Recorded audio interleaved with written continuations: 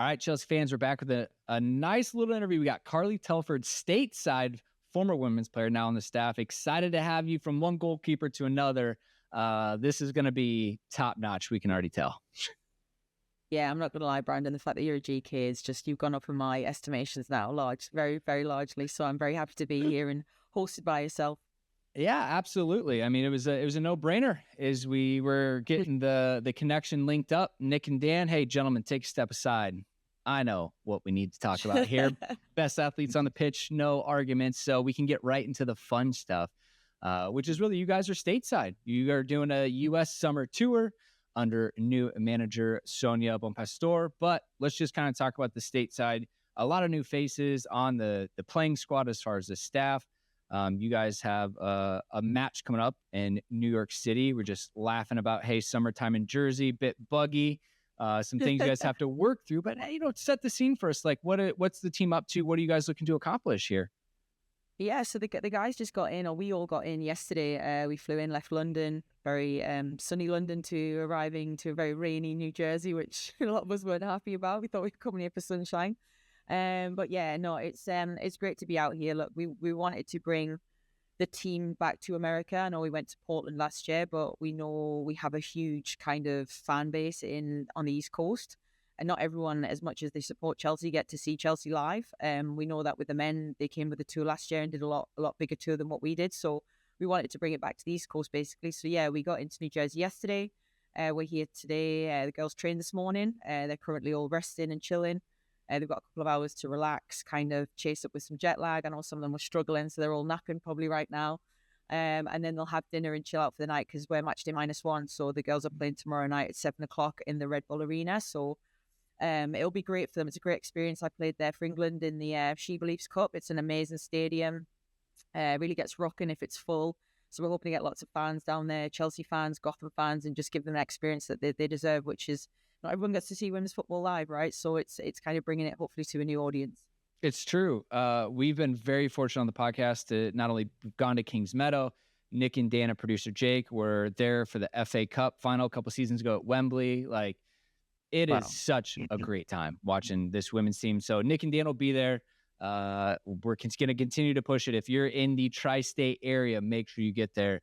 It'll be great. But Carly, doubling down on that, why the U.S.? Why an NWSL team? I guess, what's the upside for you guys coming over to the United States and playing a team like Gotham?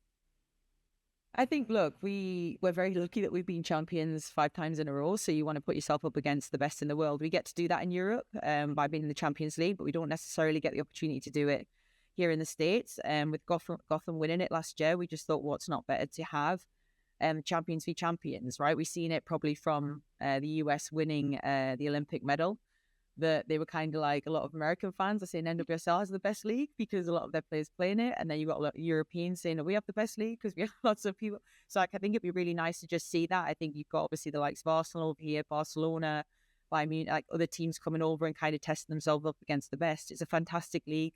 Having played in it myself, it's very different, but the fan base is really cool. It's such an athletic and fast-paced league. You guys are in the middle of your season in the NWSL here. For us, it's pre-season, so it's an opportunity to kind of test and try some new things. But I think also bringing a lot of international players to the NWSL and to this audience it's another experience for the fans to see their favorite players live. And we want to kind of bridge that gap, right? There's a huge ocean or sea between us. We want to make that smaller and get our fans closer to the girls. So basically doing that here in the NWSL is fantastic. We know how much it's thriving over here, but also how important obviously WSL and how much that's thriving across in the UK. So yeah, bridging that gap, and I think you'll see more teams doing it.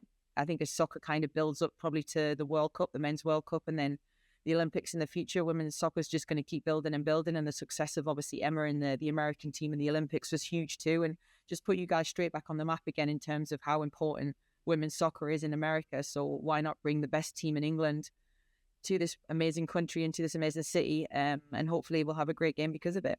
Oh, absolutely. I love that one, you called us cool and you use soccer. So appreciate you, Carly, after your short time here. That's probably playing here. I'm going to get probably killed for that in England, but Brilliant. It's just a natural thing. That's awesome. Yeah, once you get stateside, it clicks again. I tell you what, I say mate all the time when I'm in England, so it There just you go. happens. Oh no, that's good. And you connected a couple things here, which is great. And yes, seeing Emma wearing the USA badge now, Sonia Bompastor has come in. Great signing, obviously from the French league where they have so much success, especially in the European stage. It's been a bit of a hurdle we haven't crossed yet. So, club bring in Sonia.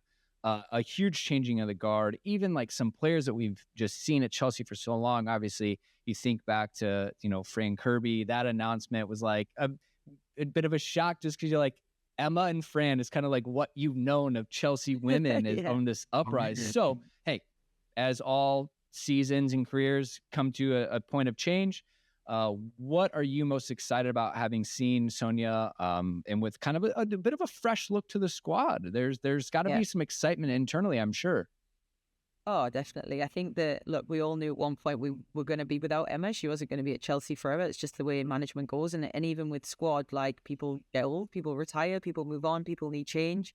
So you're going to kind of lose those players eventually too. I think Sonia coming in, she does bring something completely new and different. And we are looking for the Holy Grail. That's something we've not managed to do. Emma did manage to do it. And as a team, we've managed not to do it. So we're so excited that we're bringing someone in who has managed to unlock that key and has that kind of experience of what that looks like.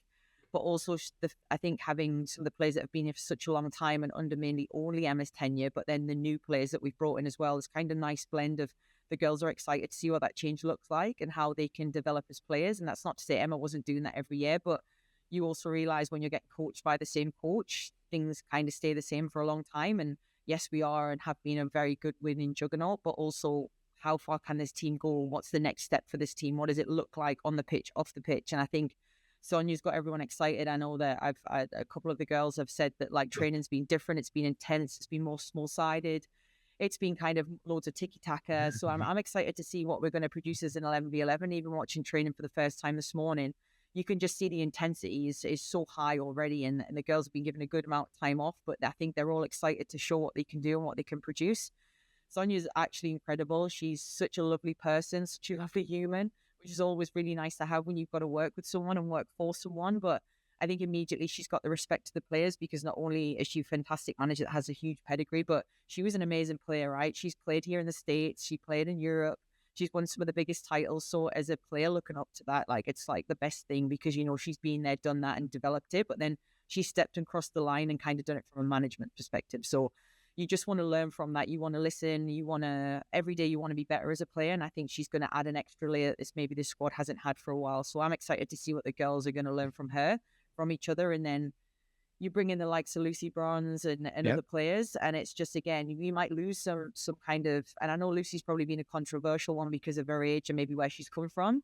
But at the end of the day, we lost a lot of experience. You need that experience, but you bring experience and a really good player and a really good person into a dressing room where we need it.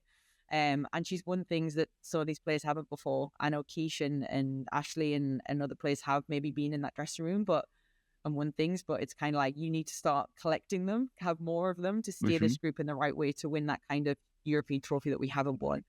So yeah, I'm excited to see what Sonia can do with the girls, and I'm excited to see the next level and the progression of what this Chelsea team looks like. For sure. And like, what a foundation to come into for Sonia and to build off of. And we've already seen the new faces coming in.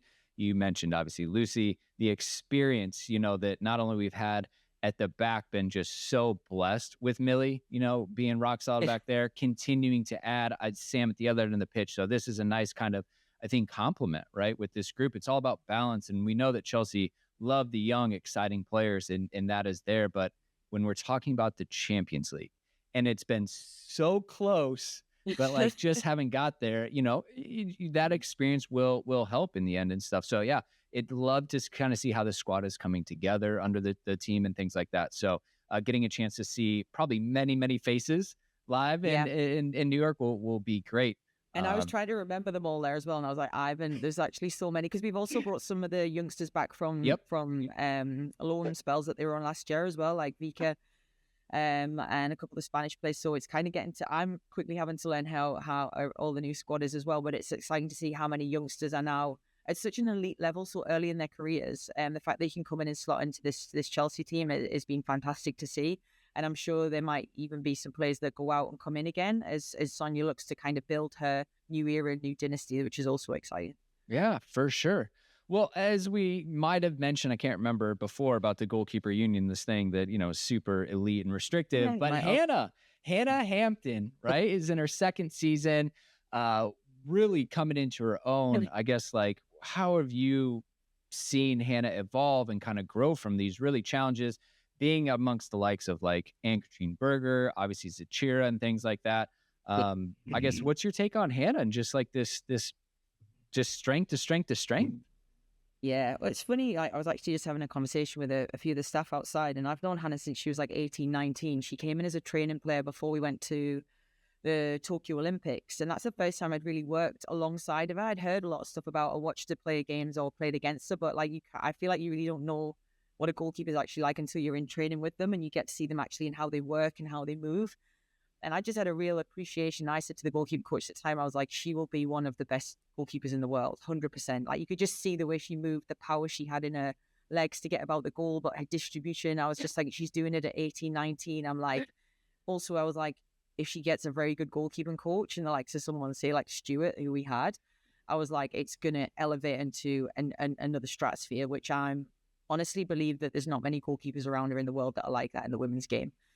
So then to see her development when she moved to us last year, like, I was really excited. I was interested to see the dynamic of like Anne, Zachira, and Hannah. You've got three very talented women that are like all know and they want to be the best in the world. So it's like, how do you manage that? As a Stuart, I was like, good luck with that, mate. But then it's kind of like not survival of the fittest, but mentally, like, who's gonna outlast each other, who's gonna keep their head down, work the hardest. And then when you get that shirt, it's how do you hold on to it? And I think what you've seen from Hannah last year is that she probably had to sit and maybe wait longer than what she wanted to be able to do that, because in her mind, she believed she was ready, but she wasn't.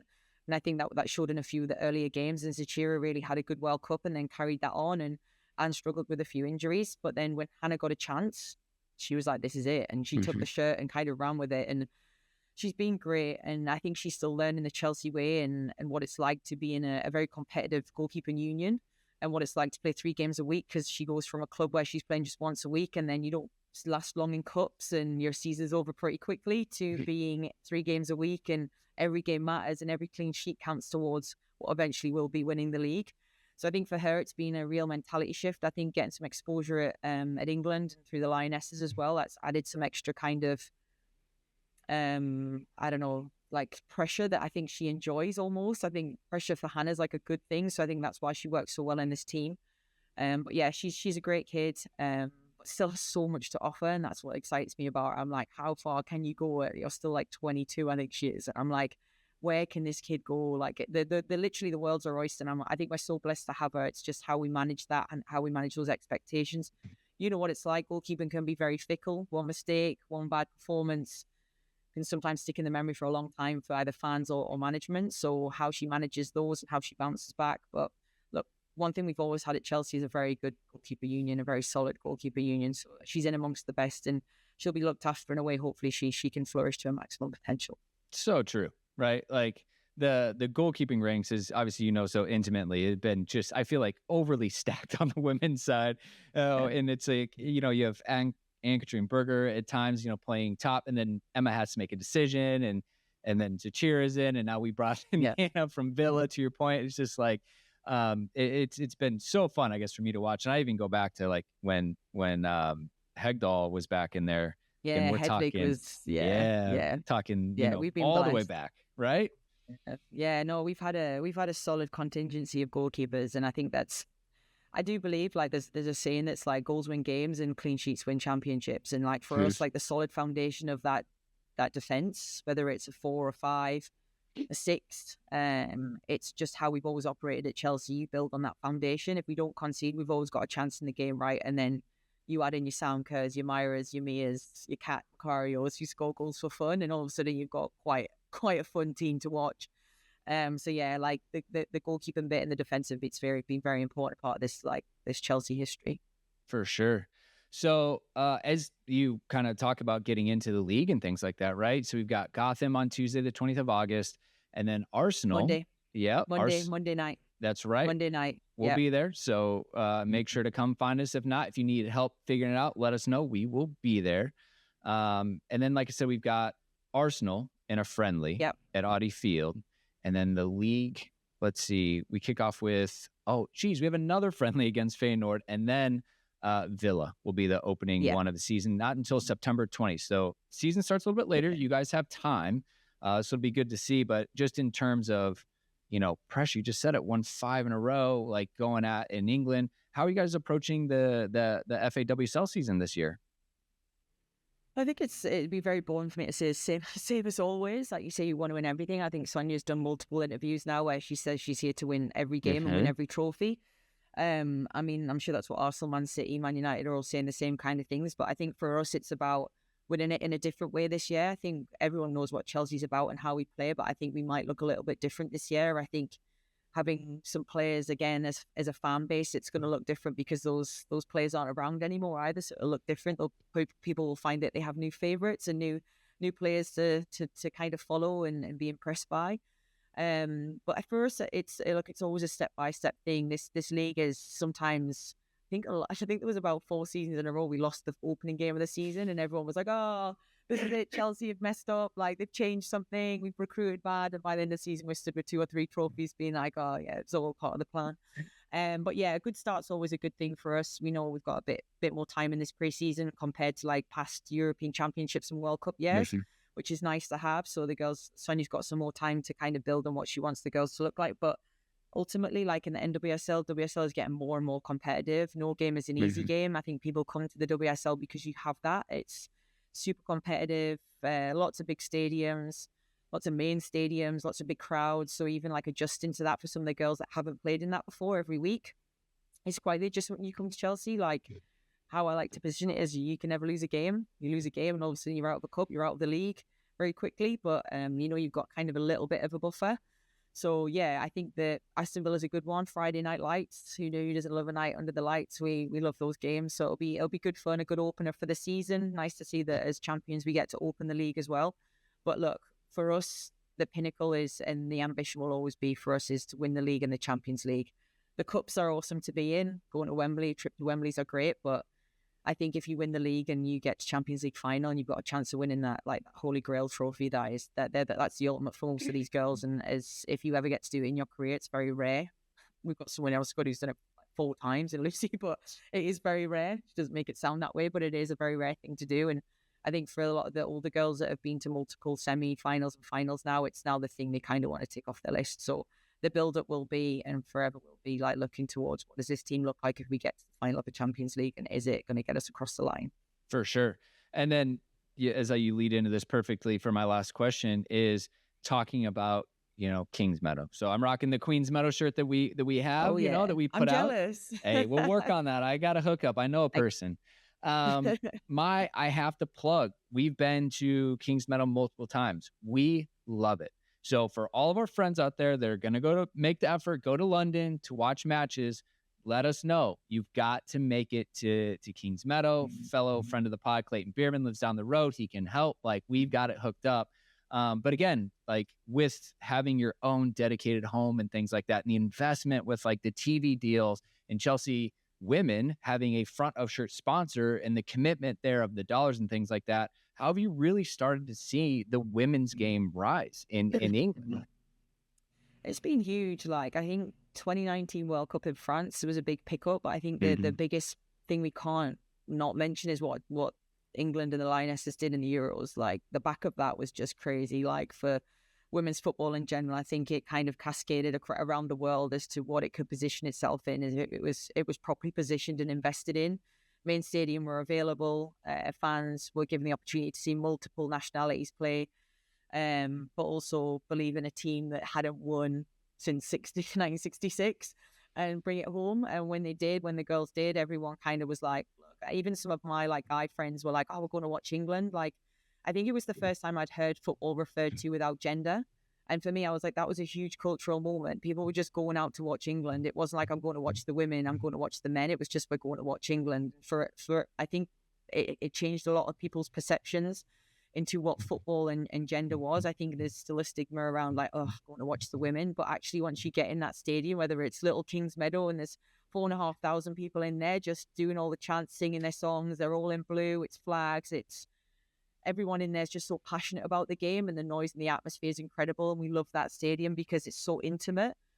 Oh, and then when we take the girls to Stamford Bridge and play in the bigger moments, that they're kind of the impactful ones where it's like, okay, now we've got 40,000 Blues in this stadium, like all wanting to be here and support this women's team and help them win the games. It's going to help them win the league.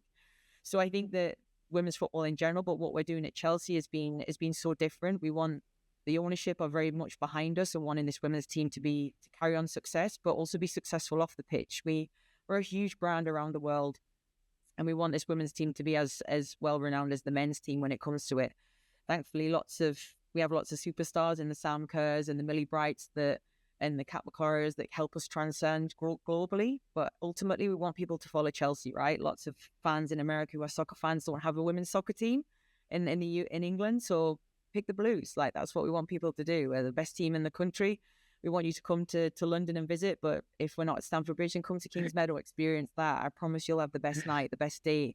It's a beautiful little stadium. And if you get lucky and be on the weekend or the week of Stamford Bridge games, look, you get to come to the Holy Grail of London, which is Stamford Bridge, and watch a super important game, support your team, have a great day out with your friends and family, and then watch your team win, because that's what we do. So yeah, if you want to come watch a winning team, then you know where to head. But yeah, we're very lucky to have two stadiums. And it's a super cool experience. We always say that, Carly. We're like, look, we're going to go watch the men. Don't know what's going to happen, but we're going to watch the women so we can make sure we get a win on our checklist. And it's fun. Like, we've gotten to talk to Erin when we've been over there at Cobham, and like, what a personality. And like, you've got Guro and all these just fun people, and LJ on the side just doing LJ things. Like, I can't like stress this enough. If you haven't plugged into like the Chelsea socials around the women's team, like, you have to. You guys are all the squad just seems like everyone's friends. You got Micah now, who is filling like the G role of just like everybody's friend, and everyone loves hanging out with them. So yes, like I said, I love it. Big fans, brought the wife into it. Go. If you're in the tri-state area, check out the Chelsea women versus Gotham stateside. And if you go to London, let us know. We'll make sure you get to Kings Meadow. It will be well worth it. But Carly, thanks so much. No, for real. And thank you so much. And on that point with the girls, like, they call them family FC. And I genuinely believe that like, there's one reason we win things, and it's because these girls are like a family. They will fight tooth and nail for this badge and for each other. And that's the most important thing. So look, the fans are just part of that. They're an extended part of the family, right? So yeah, if you're in town, come and see the family. Absolutely. Oh, we'll help. We'd be glad to. Anyways, Carly, so excited you guys are back stateside. West Coast last year. Great that you're coming to East Coast, spreading it out a little bit. I'm in the no coast, as we call it, in the Midwest in Minnesota. Maybe next time, right? We can come in the middle part of the country, but as long as you guys keep coming back, that'll be great. We'll continue to show up on our side. So best of luck. Have a great season, and we'll see you. Thank you for your support as always, guys. For sure. We'll even see you in London in the next few months. We'll keep you posted. That would be great, Brandon. Thanks so much, guys. Take care, everyone. See you soon.